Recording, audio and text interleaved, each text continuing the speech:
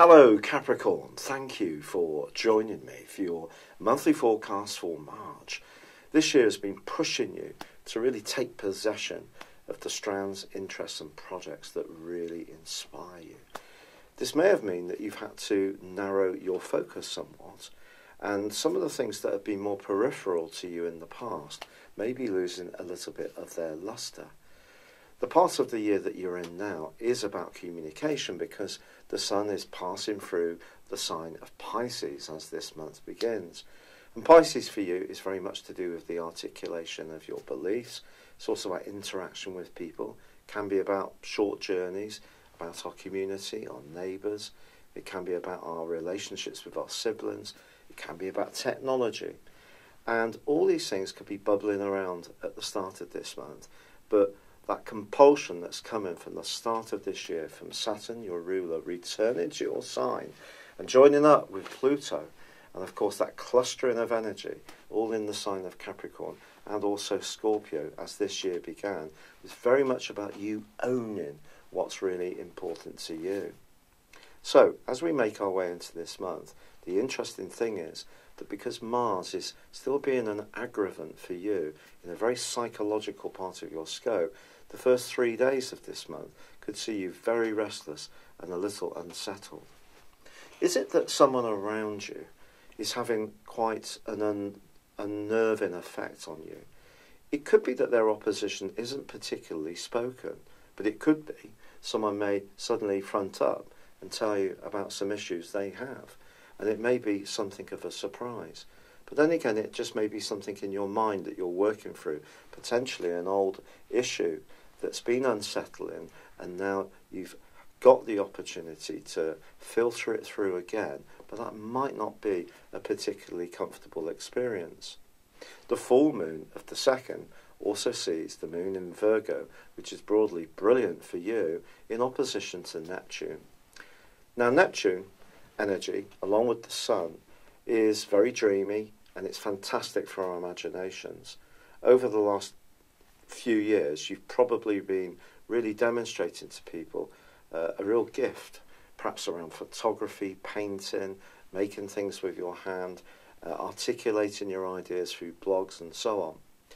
But Neptune is a very murky influence too, and in this opposition it's possible that you could find yourself discussing something intently in the following 2 weeks, but the facts of this situation keep shifting, evolving, and you may be finding out stuff bit by bit which can hugely frustrate you if you feel that someone hasn't been upfront about some irritations or concerns they have, and that can make you feel really that you're under a degree of attack. Now this may be very, very subtle, but it's something that you need to be conscious of, because Mars is actually going to be angling up to Neptune in week 2, and then it's also going to square up to the new moon, which is in the sign of Pisces on the 17th. Now what's really going to help you hugely is that from the 18th, Mars makes its way into your sign. And you can go from feeling more vulnerable at times to being much more on the front foot. And part of the other thing that's going to help you this month is that both Venus and Mercury are encouraging you to embrace a more nurturing side of yourself and your interactions with others. And that begins at the very start of week 2. It is true that they're going to be clashing with your ruler by the week's end, and it's possible that someone close to you can really test your patience. Perhaps it is going to be someone in the family, it could be a housemate, perhaps someone that you spend a lot of time with. Their emotional responses may not seem to be very kindly, and perhaps they don't understand. This period of the month is when you need maximum reassurance. For sure, you like to give an impression of strength, and you can be a little bit reticent sometimes about opening up about some of your vulnerabilities, and of course it's important not to open up to the wrong people about them. But if there is someone who's genuine and sincere in your world, they can really help you through this first 2 weeks magnificently well. But equally, steer clear of those people who tend to be more like psychic vampires, drawing all your energy out of you, perhaps with their cheap talk or talking about things that don't even uplift or interest you very much. Now, Uranus is going to be forging a fantastic angle to Mars at the end of week 2 and into week 3 as well. Now, I have to say with this particular influence, this can give you the chance to be much more impulsive, but something can come to light which is actually reassuring, and it could come from a family member or someone who does know you quite well, but their take can surprise you, but really give you a sense of greater confidence.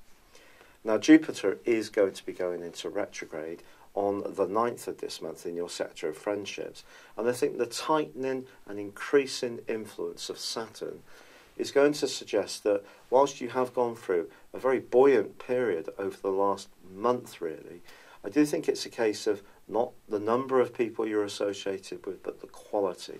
And that's going to be something you're working closely on over the next 4 months, and also identifying what's really important for your future.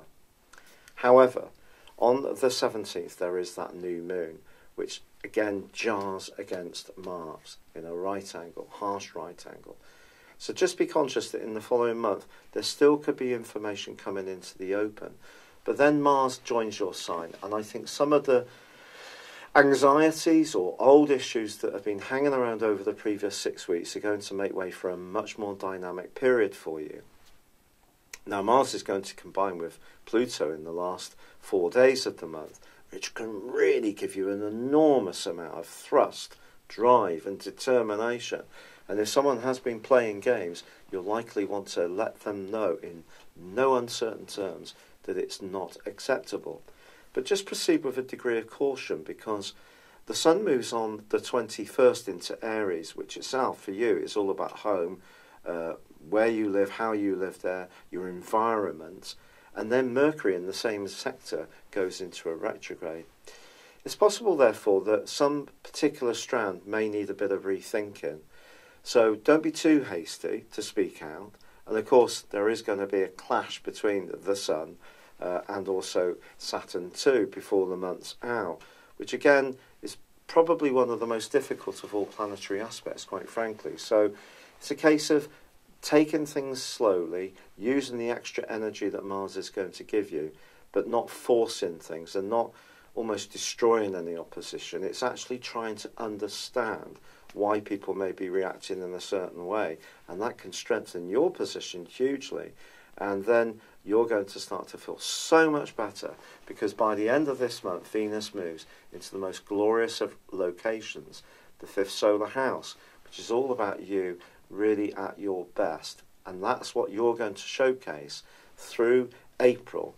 And I'll tell you obviously about that next time. But this is a month when you can learn a great deal about the people who are really important in your life, and about the information that you're circulating, understanding, perceiving, processing, and what you really need to take note of, and what's just white noise that you need to kind of push out somehow, keep a barrier, and just focus on what's really important, who is really important, and get the basis of your existence feeling more secure and safe for you. It's been lovely being with you. I would really appreciate it if you subscribed, commented or liked my channel. For now, good luck and goodbye. Hello, thank you so much for watching my video. I'd love you to join me at my Horoscope Ace app. You can find this at www.horoscope-ace.com. You can use it through Android, iOS, Apple or Facebook. Check out your ascendant or your moon sign, or download your free birth chart. There's all your favourite videos, plus there are daily, weekly, monthly and yearly horoscopes for general, love, Chinese and Indian astrology. If your passion is tarot, there's my brilliant 3-card money or love tarot readings too. And it's all there at www.horoscope-ace.com. Thank you.